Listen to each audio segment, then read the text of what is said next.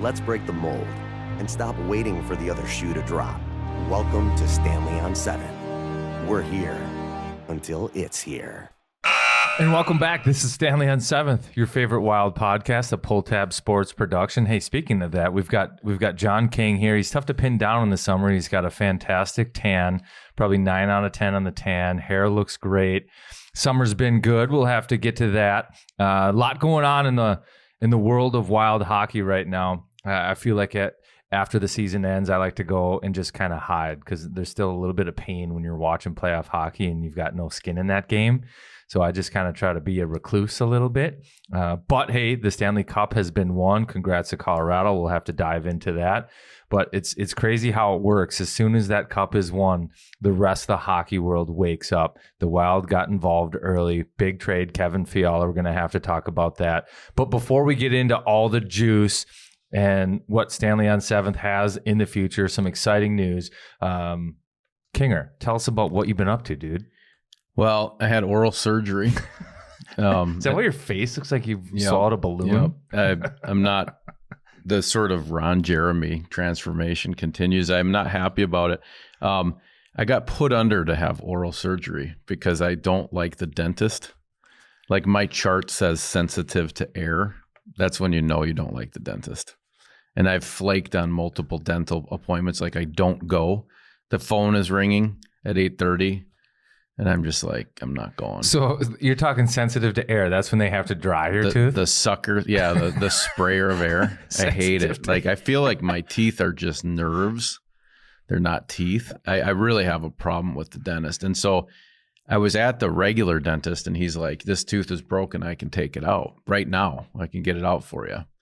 Can't do a root canal. I go, okay, well, what are you going to do? And he goes, well, we're just going to kind of lever on it, pressure a couple different ways and pull it out. I was like, no way, man. I'm going out. I went to a North oral surgeon, I think it was called, True North maybe. And I got knocked out, woke up, it was out, and now it's maybe infected. Why does your face look like that? I don't know. You know, it's funny. So my wife yesterday is like, you've been doing the antibiotics, right? I'm like, yeah, Jesus, get off me. And I looked at the pill box. Supposed to snort them. I looked at the pill box today and it said take 3 a day, and I was only taking 1 a day.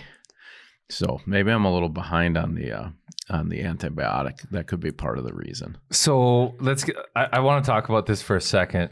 This is what the people want. You know, oral surgery. That's technically what it was called. Yeah.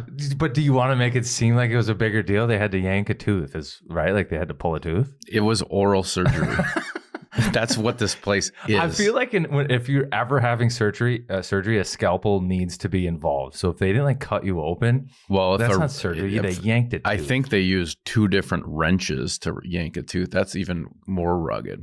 Well, let's deflect here. So no. I want to talk one more thing about oral surgery and the dentist. Yeah. So this is gonna sound weird, but did you wake up like was your butt sore the next day? No, I don't know. Nothing's appeared to happen to me. I think the nurse did like me though. She was like, when I came in, she's like, I was here last time you were here. So, but I didn't, I mean, my shirt's pretty buttoned down low anyway, you know? So if something would have gone down, I wouldn't even know. I'm so like disheveled. No, like yeah. it wouldn't be, they'd be like, just put them back. Here's where I wouldn't even know. Here's where I'm going with it. I hate the dentist too. Yeah. So what I do is you lay in the chair, right? And then I sit there and I hold my hands together, like I crisscross my fingers, and I don't really realize it, but I'm squeezing them together as hard as I can, like full clench. And then I get into a full sweat and I'll get like a back sweat going kind of, you know, and clenched for the entire time. But I'm also clenching my butt cheeks, like a full squeeze on my cheeks, like full flex the whole time. Preventative. I don't know what it is. It's just like I'm scared of what's going on. So full butt flex. I did have someone tell me to, next time you go to the dentist, pay attention to your hands, like how like white knuckled you are. Yeah. And it's true. But now just to transition after being made fun of for having oral surgery, I think literally the name of this place is True North Oral Surgery. That's what they call themselves. So it's not like would you qualify yourself as a soccer dad? Yeah. That's like the phase of life you're in. 100%. Okay. Do you have small cones around? Little cones, little orange cones that have a flat bottom? Do you have a lot of those around your garage? We do have some in the kit that we got from the association, the little domes. You call it a kit like a soccer person would. Like, this is my kit. Are you talking about a uniform? No, I'm talking like they give you 2 nets and a bag with a couple of soccer balls and then the little dome cones to run around. Dome cones. Okay. And have you brought a snack after a game in the last month? Yes, for sure. And what did you bring? And are you involved with this, or is this all your wife? It's my wife. I have to bring the coolers. She's the one that. So youth sports goes this way too, which I don't like. Like you need like 5 apps to communicate everything. Yeah. Team Snap, Sport Engine, Group Me, and they're all for the same team. Brutal. So I'll be like, hey, where's the game tonight? Matamidi, Whatfield, Wildwood. What's the address? You got to check on Team Snap. and it's like I'm checking 17 apps to figure out where I'm going for 8U lacrosse or soccer. So I tell my wife, like, I'm not doing it. And if we have to bring snack, just let me know. And what's the drinking scene like at youth soccer? I mean, I know you can tell by how I look at 48 that I went through the hockey program in White Bear Lake. Are you like drinking on the sideline at a youth soccer game? I'll be honest, I've never seen it at soccer, at lacrosse, and neither of those sports. They're clean. It seems like it. They're dry. Softball, on the other hand, my daughter plays fast pitch. Ooh. This was hilarious. We're sitting there, and one of the dads goes to the back of his truck, and he has these really cool like silicone covers that go over the beer can to make it look like a Coke can. No way. But it's like super low profile, so it's not like a koozie. It's not hiding it. Yeah. It actually looks legit, like he's drinking a Coke. Does it have a Coke logo or just a Coke logo? Full Coke. So it looks exactly like a Coke. So it goes between the silver linings, the lip, and then the bottom. So you see silver. It and then snaps on like one of those wristbands. Like, that's the best. That's so That's good. the best. Hey, nice job, Gabe. Why don't you put that up behind me while we're recording? We'll have to get to that real soon. But my daughter says, "What are you doing with that to this guy?" And he says, "Nothing, just making a drink." She goes, "I know what you're doing. That's one of those drinks you're not supposed to have, and you're hiding it so that you can have it." She just burst into tears. No, busts his chops, and he's like, "Well, yeah, actually, that's exactly what I'm doing." But hey, why don't you get to what just happened behind you? So we have a great new sponsor that we're treating super well. I just want Jimmy's salad dressings and dips to know that producer Gabe is tan right now, which is probably a sign. You can see him when he starts hanging this thing up behind me. He's been in Hawaii. The tagline of our studio is affordably creative. So I don't know if he's slacking or what happened, but he decided 3 or 4 small pieces of Velcro would hang the step and repeat behind me for our new sponsor, Jimmy's Salads and Dips, salad dressing and dips. So I'm going to give you a little spiel. These guys are from down south Minnesota, Stewartville, Minnesota, 3rd generation salad company. Jimmy was their grandpa. Dad was involved. Now the 2 young bucks are running the place. And what we're focused on for July carts is slaw. What are your thoughts on coleslaw? Coleslaw is a staple at the Carter house. The kids don't go there, but the wife and I have it because I'll smoke a meal, meat every week, and coleslaw is mandatory side. Okay, so I'm going to get you into the Jimmy slaw. It needs a place at the table. Don't sleep on the slaw. You're going to get it at Cub Foods. It's sunburn season. It's paper plate season. Do not sleep on the slaw. Get it a place at the table. Go over to Cub Foods, get some Jimmy's. As they say, don't you be messing with the dressing. That's their little tagline at Jimmy's. I got a lot. Come on. Tailor-made for us. Jimmy's salads and dips. Salad dressings and dips. Coleslaw. Try their coleslaw. They got 3 types. Regular. They got like a pineapple, and they got a fat-free. Cub Foods. Yeah, your face looks like it could use a little fat free. Oh, wow. Jeez. But you know what would be a good vessel to keep some coleslaw in? The Stanley Cup. Let's talk about the run here that Colorado went on before we get into the biggest news and breaking that down a little bit is Kevin Fiala being dealt. The Stanley Cup, the finals, man, what were your thoughts? Did you watch it closely down the stretch, the final 3 rounds? What did you see? And then compare that to where you think the Wild were at when they exited the playoffs. Man, I watch all of the playoffs. So a few observations. I was cheering for Tampa because I felt like if Tampa won, nothing bad happened. It was like if Tampa won, prohibition continued. No new teams got to drink from the cup. So even though the Wild didn't get done what we thought we were going to get done, as long as Tampa kept winning, we were in the ice age. It was the time of darkness. No one had joy except for Tampa. So that's what I wanted, status quo. I didn't want to know, oh, there's another team in the West that might be the next dynasty, Colorado. I didn't want that. I felt like everything could stay frozen if Tampa would win. And I think that I'm not alone in that. As a Wild fan, one of the ways to cope with the playoffs was to keep cheering for Tampa so that the skies never parted. It was just Tampa winning. Yeah, I didn't want Tampa to win because I didn't want to believe it's that easy to just win 3 in a row. It's just like you snap your fingers, you make some trades, boom, boom, boom, win, win, win, win. I did want Tampa to win because I wanted Corey Perry to win. I feel for that guy. Played with him in Anaheim, won there with him, and he's been on the losing team in the finals for each of the last 3 seasons. Now, if you go back and dive into it, he caught lightning in a bottle a little bit. Dallas, I don't think, was a good enough team, but it was the bubble and things went their way. Montreal. They ended up losing to Tampa. Montreal, another situation. They came out of the Northern Division, which was like, again, it was very fortunate for him. Montreal going from second place essentially to worst in the NHL kind of says a lot. Like they caught things at the right time. But I mean, then he goes to Tampa, and Tampa was a good team. I think he played well. He has a great role. So I wanted to see Tampa win for Corey Perry. That happened back in the day too. Hossa, I think, lost a cup chasing it. I think he was and then he came to the other side. He was with Pitt, and then Detroit. Lost to Detroit, went to Detroit, lost to Pitt, and then went to Chicago, and I think they beat.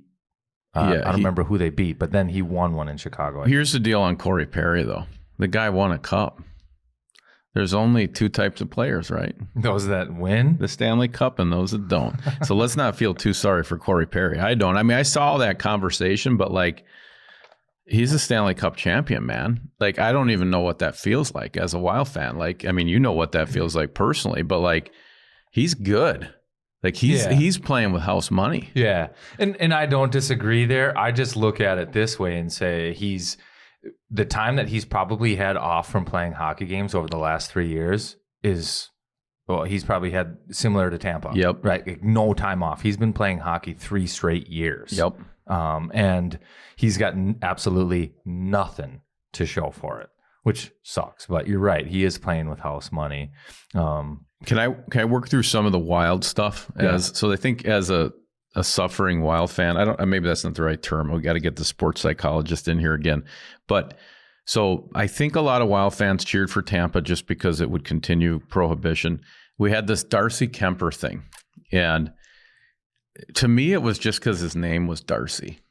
I couldn't picture Darcy being engraved in the cup. That name, like Darcy. Darcy Tucker might come through this door and kick your ass, but okay. Oh God, Darcy Tucker. He never won the cup, did he? I don't know. I don't think. Well, he didn't. He didn't. He did have a clothing brand called Cool, Kewl. There's a Darcy Tucker, and I had blue pants of those, but I don't think Darcy Tucker ever won it. But Darcy's like, who's that author? Jane Austen. Darcy would be like a character in a Jane Austen book. So I was just. That kind of bugged me that he won. And then one thing that we didn't talk about as Wild fans, so Tyson Jost maybe asks to get traded. I don't know, or maybe he just got traded. That's maybe a tough.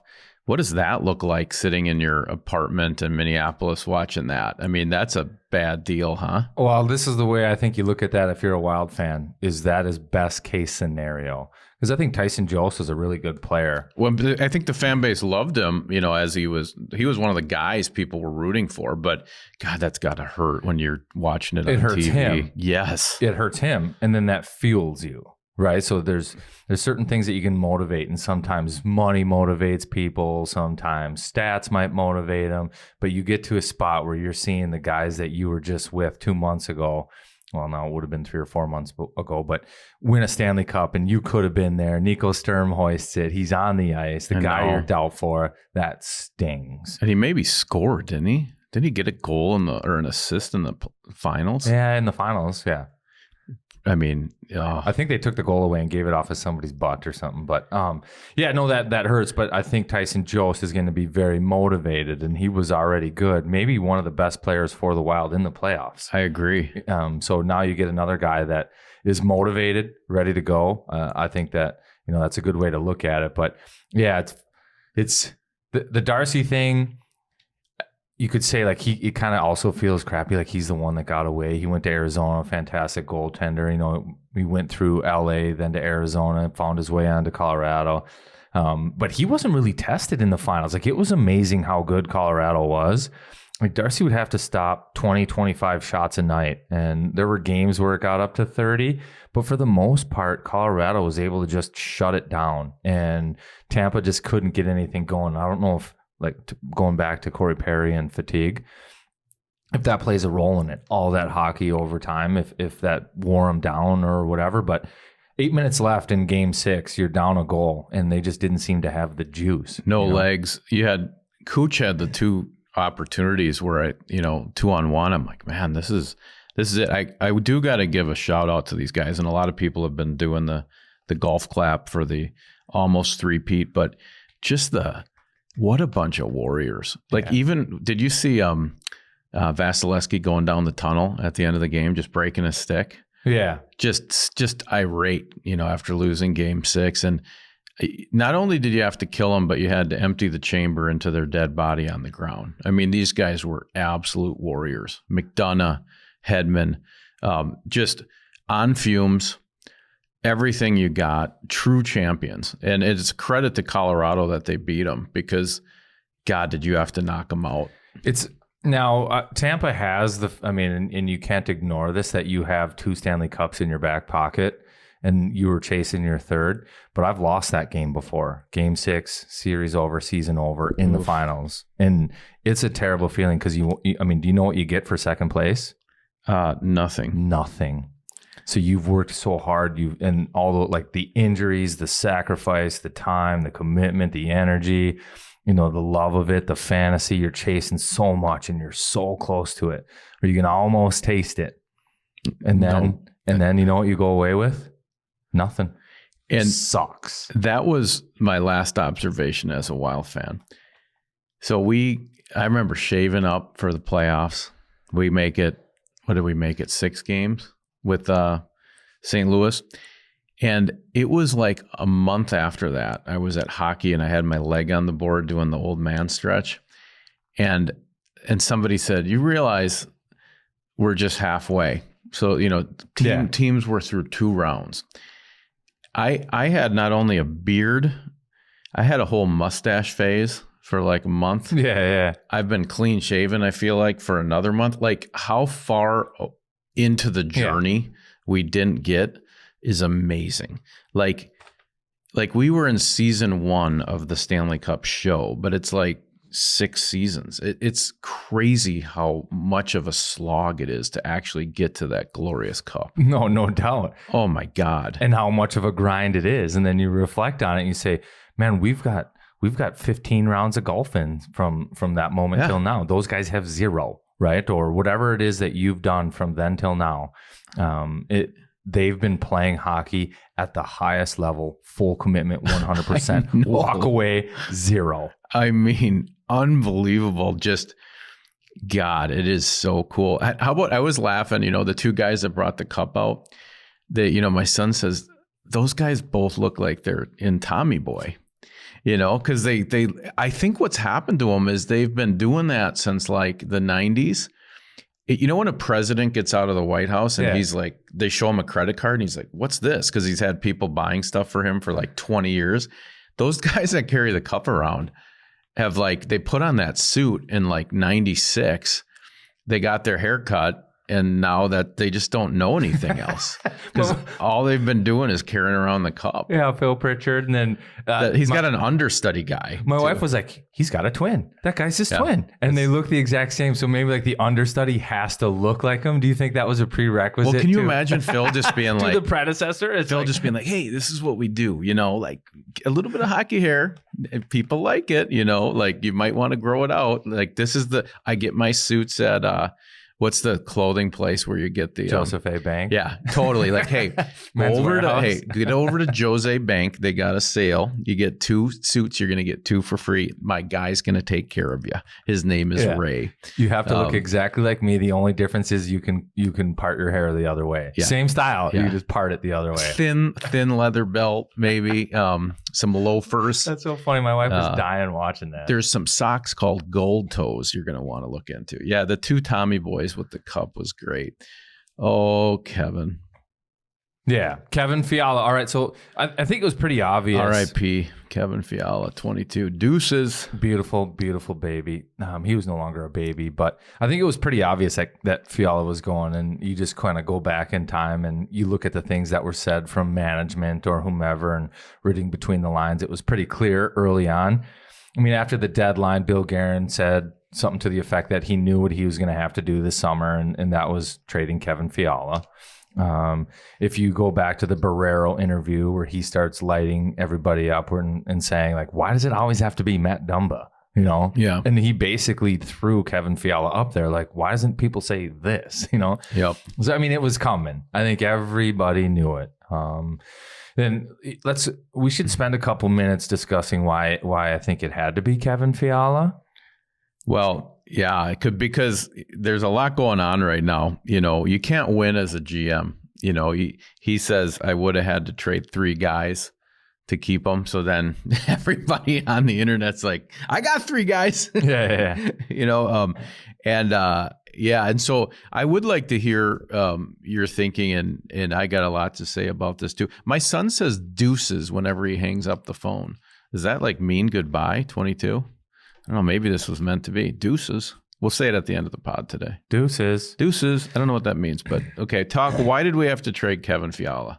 Oh, okay. So one, it's money, right? You were never going to get the money.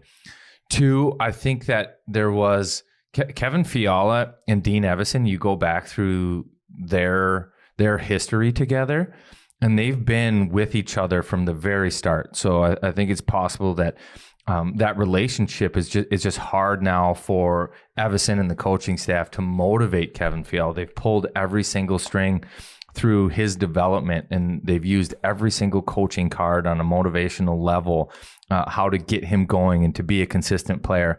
And I think that, like, kudos, golf clap to Dean Evison for developing Kevin Fiala into an $8 million player that got a first-round pick back and Brock Faber. But I think that was very challenging. And the relationship, I think it was good, but I think it was tough, right? Yeah. Like a father, think father stepson, or father like. I like how you made him a stepson. Well, it's like, I love you. No offense to any listeners out there that maybe have different types of family than I'm a Ryan. stepson. Oh, good. I'm a stepson. You're good. Clear, clean. We're good. No, I'm just saying, like, I don't know, but that's it. And the point is just that you love them, but at the same time, like, you just want to, like, the horse has been whipped too much. Yeah, and that's part of it, I think. So a fractured, they've done, and the relationship's not fractured. It's the relationship. He's been a project for a long time, and maybe they both need an exhale. Right. New voice. Yes. So I want to come at you. So I think my role in this podcast is partially to, so the fans would say, well, we could have made the money work. Everyone says the money can't work, but you could have traded other guys. I guess in theory, I don't know if everybody's locked up with no trades, but so 2 things. I saw this online a lot yesterday. 85 points. You're taking 2 lottery tickets and you're trading it for 85 points. The guy scored 85 points. So that comes up a lot. So return and then would there have been a way to keep them? If you move other pieces. And I'm not saying we should have. I kind of see the same thing you do. The writing was on the wall on this one. This guy wasn't part of the club. You could feel it even from last year, the 1-year deal. And, It never felt like he was going to really stick with us. I think it'd be advantageous too to fly now up to let's say that view I took was at 10,000 feet. Let's go to 20,000 feet. Yep, I'm on my way up. Okay, the pressure is now, hurting my tooth. Now the playoffs. Kevin Fiala as a player, what did you see? I didn't even know if he was maybe a healthy scratch, wasn't he? So he got 85 points, and the culture and everything was all about being a team. And I don't think Kevin Fiala was swimming against the current whatsoever. I just think naturally he becomes, when things get challenging, he starts to want to do more one-on-one. And that's the type of player he is, and that's when he's really good. Straight line shooter. Yes, and one-on-one. Like I'm gonna break you down and beat you. He's Jeff Carter. Yeah. Ish. But it's just one-on-one, that's the style. And you started to see that, and it wasn't working in the playoffs. And all of a sudden, you maybe have to make the decision, like, this guy's a fantastic player, right? And he's a special talent. But his style maybe doesn't fit with the style that I have for the 19 other guys right now. Yep. And I'd love to have him because it's nice to have that element. But at the same time, if I have to shoehorn it because I don't have the money and we need something different, or there's relationship issues, you start to add all that stuff up, and you start to see like, okay, this maybe had to happen. And I think you can go one more step in this too. But Kevin Fiala, I think he's gonna fit in LA really well. Oh Jesus, we'll get into that, but. So you're saying this team's a bunch of elbow joints. They're all connectors. They're all one team, yes. Pass the puck, one team, one dream. And Kevin was just a straight line. He's just a piece of PVC pipe. And that's and he was able, and all year long they played different, and he had chemistry with Boldy, and things were good, and that was all really valuable. But when it gets right down to the nitty gritty and you have to win, it's a playoff series, and I need you to do these things a certain way, there were still turnovers. There was still things where you tried to beat people one-on-one and it's not working, where you needed to rely on your teammates, or things were just different. And that's not throwing shade on him. That's just him as a player. And he's really good at that stuff. It just didn't fit. Like that's not the system that the Wild are trying to run. He might fit perfectly on a team like Colorado, where it's let's go 3-on-2, or let's chase it. Let's make our plays. I just don't think that was necessarily the style of the Wild. Well, maybe this will provide some relief to you're almost saying this guy's at his absolute ceiling. You couldn't have done a better job blowing air into the fire that is Kevin Fiala than we did here. And he got the absolute max ticket that he's going to get. And he shouldn't really haunt our dreams in LA. If anything, we know what he is. Right. And he's good. He's great. He's a great piece, but he's not the type of piece that fits in the engine we're building here in Minnesota. That they need going forward. I think he could fit. I think it would still work if he wasn't $8 million. Yes. But he's $8 million, and that's all part of it. Now let's look at the power play. That was the Wild fans' number one gripe. Well, special teams in the playoffs. And people say 85 points. They look at it. There's opportunity, because I think Kevin Fiala is still a great talent, but I think there's a chance that it was detrimental. Now this might be on a preposterous statement at some point, but where that didn't fit on the power play either, right? So you have Kirill, you have Kevin Fiala. Who's the alpha? Who's getting the puck? There's only one out there. And if it wants to be Kevin and he likes that spot and he goes there and he wants to shoot from there, and then all of a sudden that becomes predictable, there's different components to it, to where I actually believe that the Wild power play can be better if they find a way without Kevin Fiala. Now, I thought he was good on the second unit. But the problem again there is when it comes to that relationship with coaches and other things, and I'm not privy to any of this, this is all speculation, that it can be challenging to keep a star, an $8 million star, happy being on the second power play unit, even though that's the best place for you. It's the best place for your team, everything, to be the anchor man on that unit, and it just was not a spot where he was happy. And then all of a sudden you feel tons of pressure, media's on him, you got to get Kevin Fiala on the top power play unit, and it's pretty simple. It didn't work. The way they did it last year didn't work. So now they'll see what it will look like with some different people on there. And we got to acknowledge, Kevin Fiala going to Los Angeles is the best. Fiala land. La La Land. Fiala La La Land. He might be in the next Barbie movie. He's going to be making TikToks with his fiance. It does bring to mind that we have a handsome hole on the Wild now. A handsome hole. We've lost a lot of good looks with Kevin leaving. And I think that LA should have packaged some people in to compensate us for that. Like, all the actors are out in LA. They could have thrown in like the Bridgerton guy or Ryan Reynolds. Like, wouldn't it have made it easier for the fans if it was like Wild trade Kevin Fiala, get first rounder Brock Faber and the guy from Bridgerton? Or like just somebody really, really good looking. That would be fantastic. That could just become a season ticket holder. So like behind the Wild bench where those girls from Cowboys usually sit, you just have like Ryan Reynolds sitting back there or Ryan Gosling. Just somebody beautiful. It's a handsome hole. It's unsaid. A lot of the angst online is probably people's wives like, damn it. You know, like Kevin's gone. It hurts, man. We got a lot less handsome.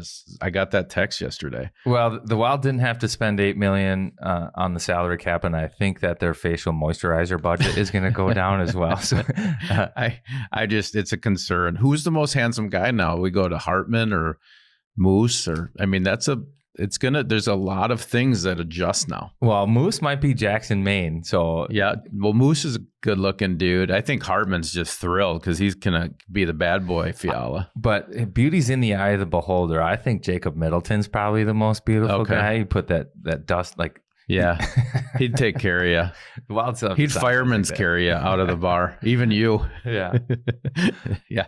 He'd like sleep with two big dogs on you in his like Airstream. I haven't been thinking about it.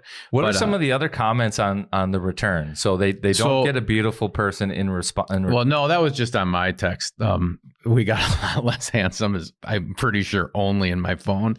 You got the comment about three guys.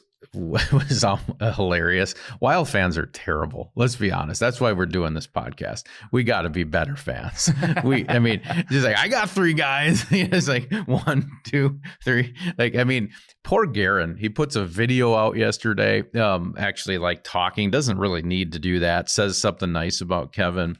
Yeah. So I think, a golfer in return, I'm a big golfer guy. I can talk about Brock at length here, which we will, but so you got a golfer player coming back, an undersized defenseman in quotes. Keep in mind, a gentleman named Cale Makar is 5'11" and apparently is Bobby Orr. But so an undersized defenseman that plays for the University of Minnesota, polarizing. Half the people hate that just because he's a gopher.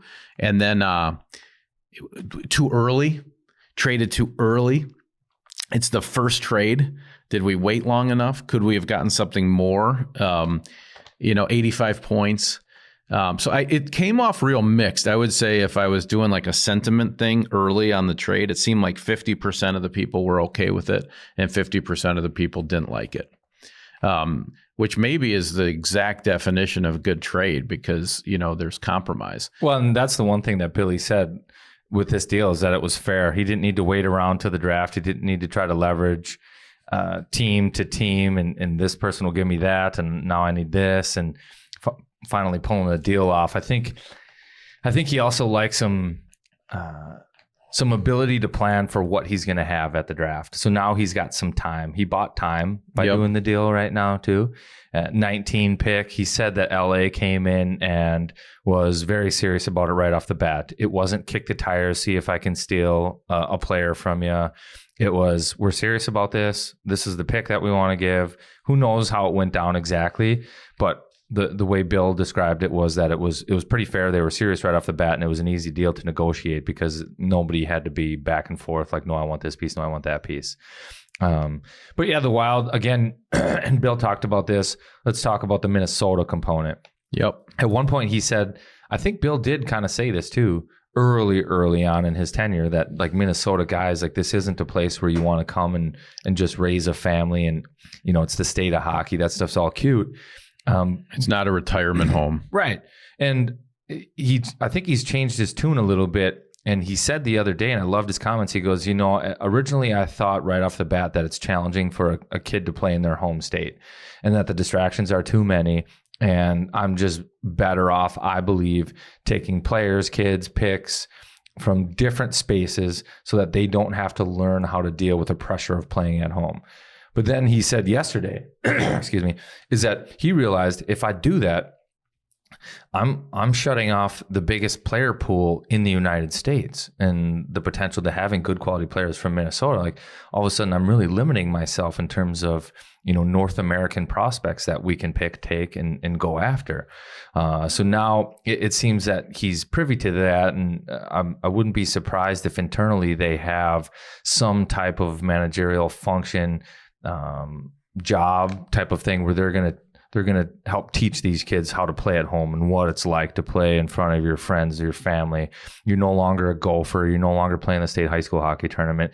And he said this, you're a pro now. It's a job. You approach it differently. So it seems that he's aware of all that. So, but I think if you're on the business side of it, man, that's fantastic. You have the captain of the Gophers committed there. And then all of a sudden, at some point, he's just going to have to cross the river, right? Like that's the Ben Myers of in the Wild have him right now.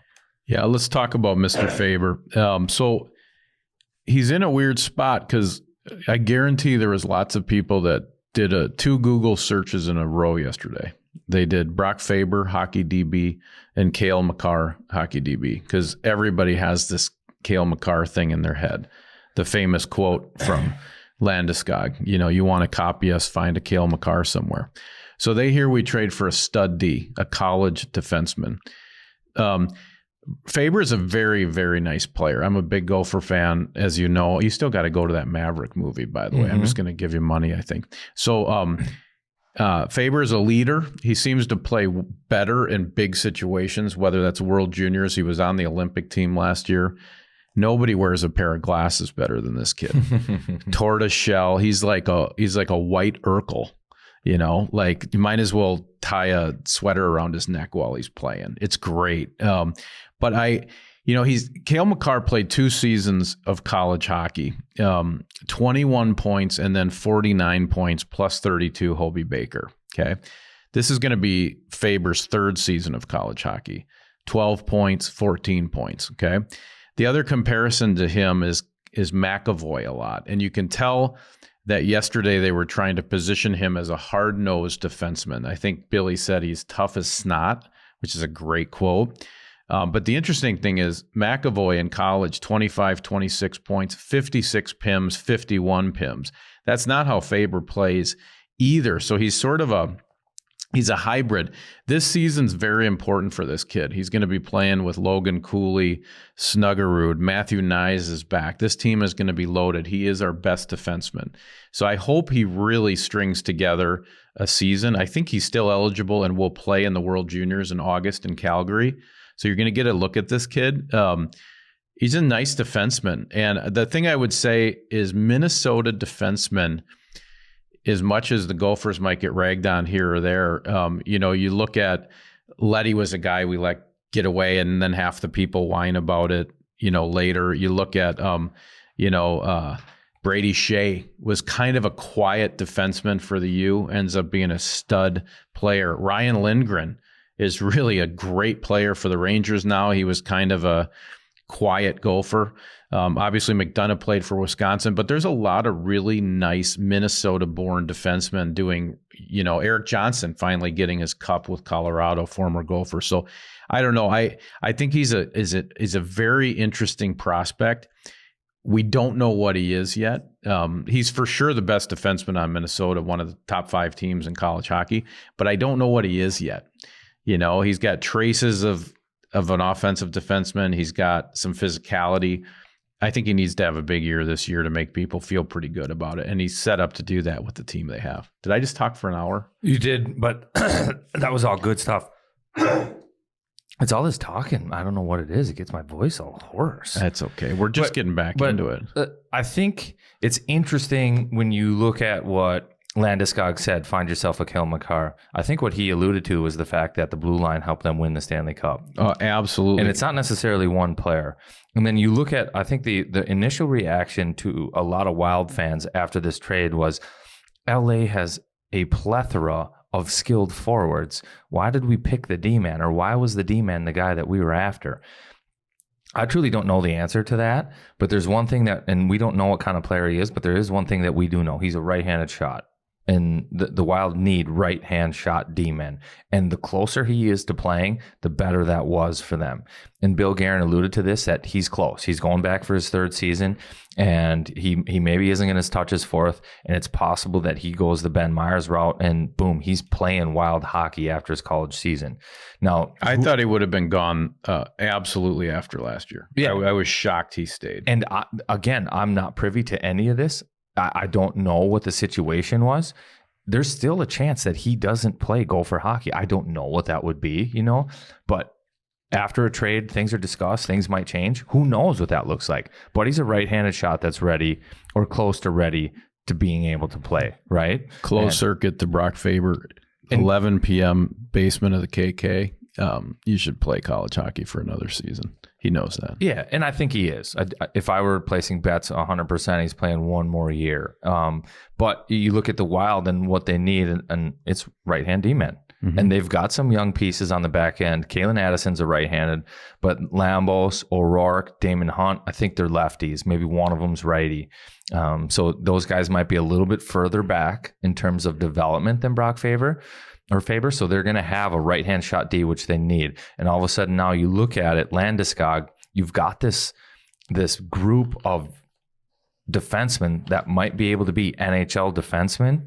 And it's Bo Byram, Cale Makar, Samuel Girard. And Samuel Girard goes out, and it's not a big deal because they've got Bo Byram. And, they had some other quality veteran guys on that Colorado team too. But point being is the D are becoming very valuable. And in terms of helping you win and the difference they can make. So it's good to have more of them, I think. Best available player, that's who they took in this trade too. And now they've got a nice group of D. So if you're stockpiling, because it is an interesting move because we have a lot of defensemen. I've heard so much about these guys in Iowa, some of the names you just said that I didn't really know where they're at. But I'm told we have a lot of defensemen sort of simmering in the pot, NHL ready defensemen. Do you think Billy is stockpiling D to make additional moves later? Or do you think it's like you just said, this is the suit that wins in the end, and the more good defensemen you have, the better chance you have of getting that 37-pound trophy? There's so many ways that you could break that down that I'm not sure. I don't think he's developing these guys to trade them or whatever that looks like. I still think that the success rate of these guys is nowhere near what people think. Just because you pick a guy in the first or second round doesn't mean they're going to be NHL players, right? Yeah. You might be able to slot them on paper and say, these are our top prospects. That doesn't mean they're going to be your top players. And things change in that situation in a real big hurry. But what they do have is volume now. And when you have, you're throwing more pitches, there's a better chance you throw a strike, right? Eventually one of them's going to cross the plate and it's going to be a strike. Yep. And I think that's another thing that they're doing is just guaranteeing that they're getting 2 quality defensemen out of this group at least. And I think that's another reason why he was cool with taking this trade. Pick 19, I don't think that's super sexy. Some people were, I think, all over, and they got lost in the fantasy of New Jersey Devils, like, give us your top prospect and the Ottawa number 7. Pick. Who even starts those rumors? It's pretty obvious that those weren't it, because the Wild would have held out for that. They would have held out for that. And so it's obvious that wasn't going to be a part of it. So any conversations there were with those teams, that it was a hard no on that pick for Kevin Fiala. So 19 is pretty good. Again, now they've got 2 bullets in the chamber in the first round, where if you go through Hockey DB, I bet you it's somewhere near 50% of first round picks turn out to be solid NHL players. Very few turn out to be star NHL players. Like, you have to be at the very top of that draft. But go through it, do a deep dive. It's still pretty tough. You're betting on an 18-year-old kid for them to turn out to be a star. Now, the Wild have 2 shots in that chamber, right? So if it was 50% that these guys are NHL players, the Wild know they're hitting 1 in this draft, right? Now, you mentioned a name already that I've seen in the NHL's, both their mock draft guys. I could look at their names on where they set up. One had Snuggerud going 19 to the Kings. One had Snuggerud going 24 to the Wild. So now the Wild have 2 picks. It'll be interesting going back to what Billy said about Minnesota players and what that looks like. If Snuggerud's sitting there Is he the kind of guy that they're after? I don't think. And Billy said that he's taking the best available player. He's not gonna. If it's a defenseman, he'll take him. If it's a forward, he'll take him. We'll see if it's a goaltender, if he'll take him. But yeah, I find it interesting. The Wild increased their chances in hitting players by making this trade. I think it made sense in that regard. Their chances of hitting are much higher now.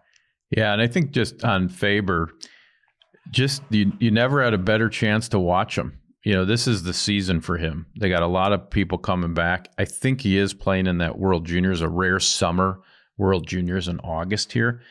And yeah, do not have you got to clear your browser. You got to clear your search history. Don't type in Cale Makar and a space and Brock Faber. That's not fair to anybody right now. But let's see what he is. And I'm telling you, tortoiseshell glasses.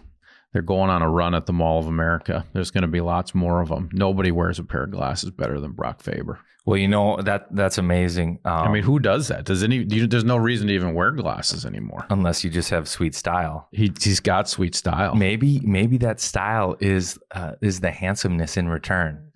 Yeah, he's a young. I mean, let's not compare anyone to Kevin.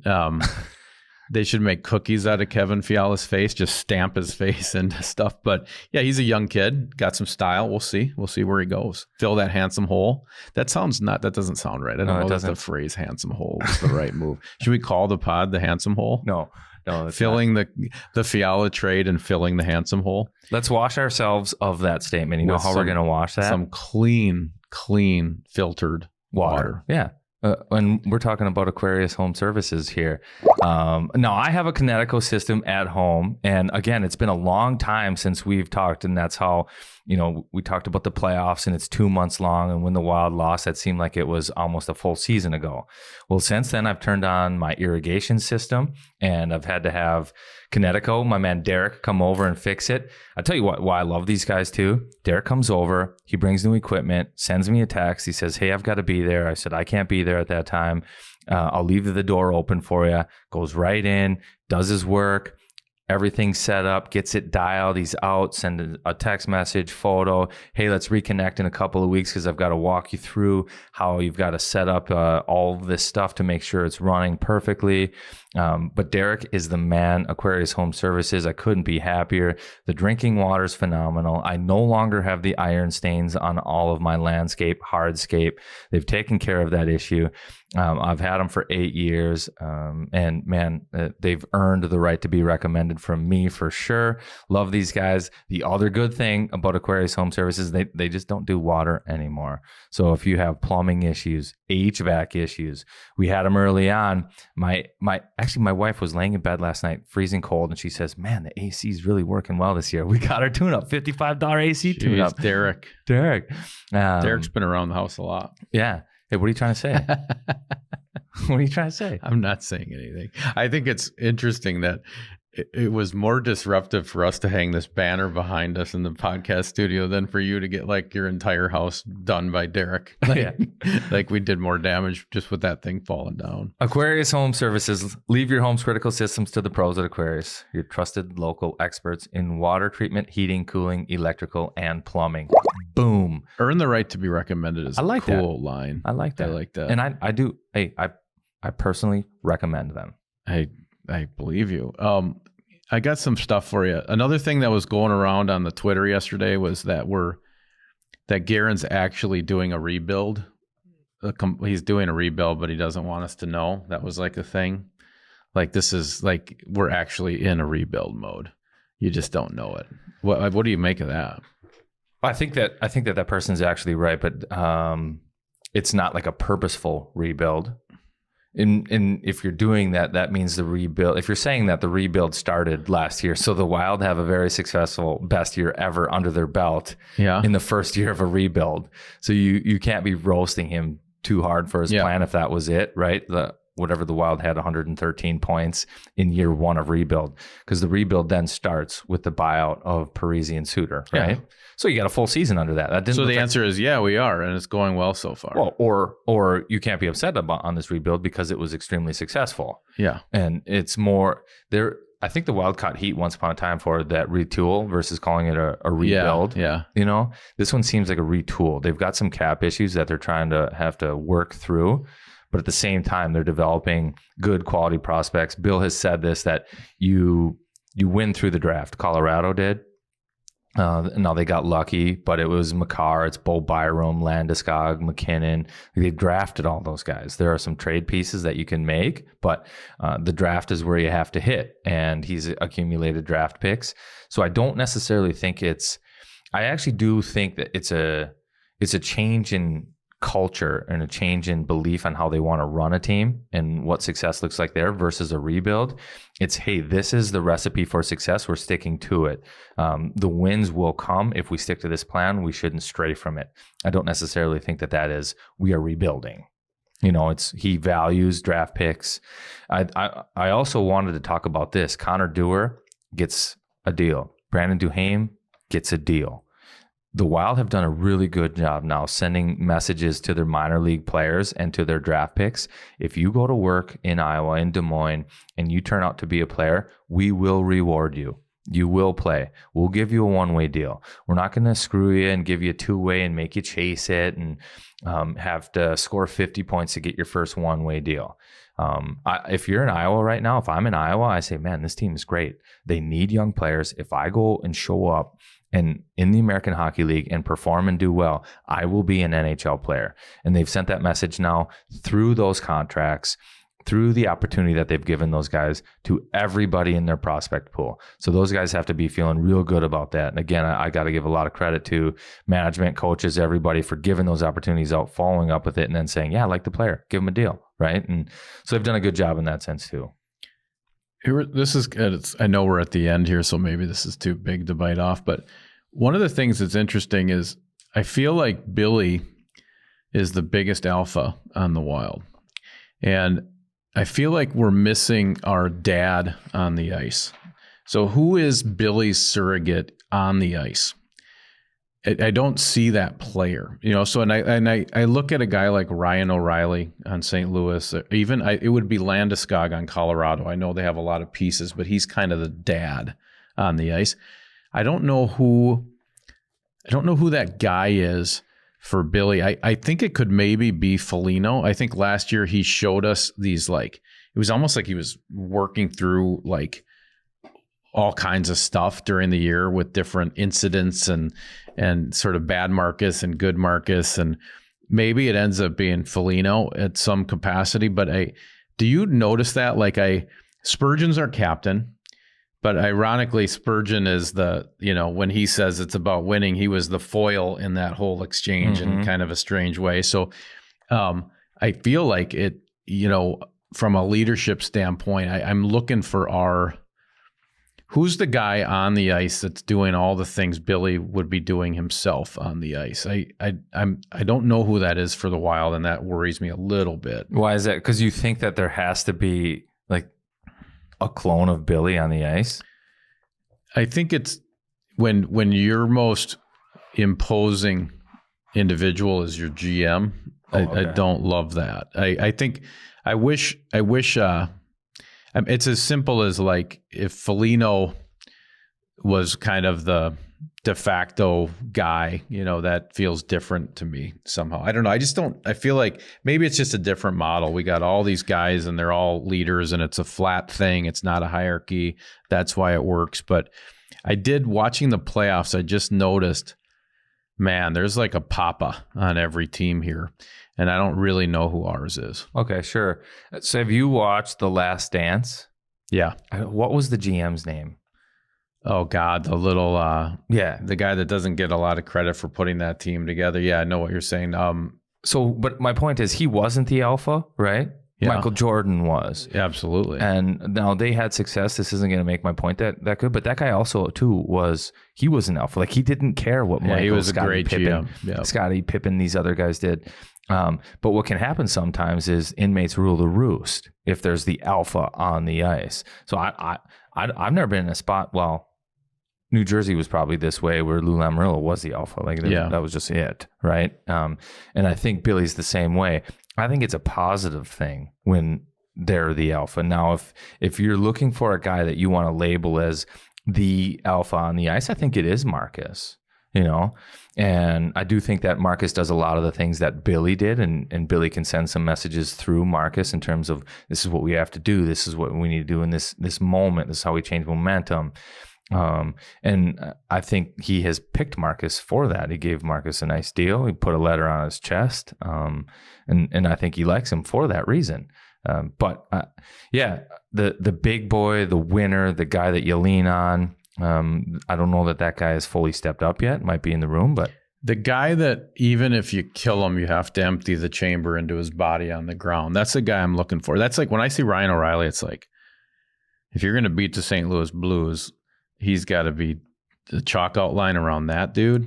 Whoa. Hedman, Landeskog, just these warriors.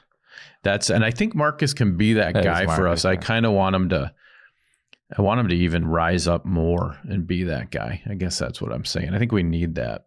You have anything else you want to hit? Well, I think that just let everybody know that we'll be doing a couple more podcasts down the stretch here. We'll have another follow-up one after the draft. We'll be talking to Judd Brackett, who runs the draft. So we'll start to figure out. Yes, we'll start to figure out. Perfect. Jimmy's salad dressings and dips. They're available down at Cub. And out. They're at Cub. So where they're going to draft, what that looks like, a quick reaction to the draft. That's July 7th. And then we'll do a preview to free agency because a lot of things change at the draft. There can be some players on the move once again. And then, the follow-up to free agency will go from there. But just that stuff, cap space. We'll get into all that in the upcoming ones, what the Wild have in terms of dead money going forward, what they have for roster players, what freed up, sending Kevin Fiala the other way. Now they've got $5-6 million that they can spend somewhere. And what is that going to look like? And get into some of that stuff going forward. But that's all I got for now, my man. I'm happy to be back. I hope you missed us. We missed you. We're here and it's there. I guess that's what we're dealing with the Cup, but we're here till it's here. Well, and that's why we're here. Sadly, the Wild did not win the Stanley Cup this year, but that's why season 2, we're back. Stanley on 7th. We're back. We're here till it's here.